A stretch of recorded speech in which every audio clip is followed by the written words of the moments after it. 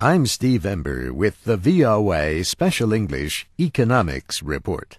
A proposed deal announced this week could change the future of the telecommunications industry in the United States. It would make the biggest telephone company in America, AT&T, even bigger.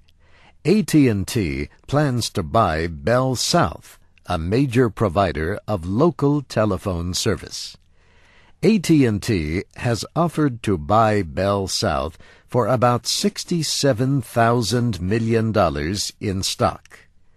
The combined company would have more than $120,000 million in yearly earnings.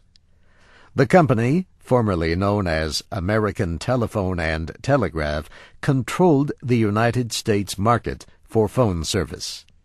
That changed in 1984.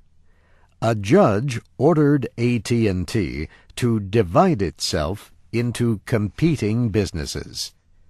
It was broken up to form 7 companies to supply local telephone service in different areas of the country.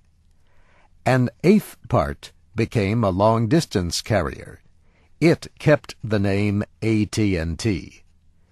Now, AT&T plans to buy back one of its former pieces, Bell South of Alabama.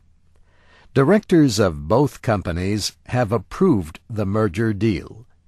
It must still be approved by shareholders of both companies and by federal officials. AT&T plans to cut about 10,000 jobs after the deal is closed. Some experts believe the government might be willing to approve the merger. The reason is that the telecommunications business has changed a lot in recent years. Now, millions of people have wireless phone service and the Internet, and they have more choices. For example, some people buy telephone service from their cable television provider. Bell South's president says the merger will probably take about a year to complete. He says it will mean new services and more competition. Some public interest groups are not so sure, though.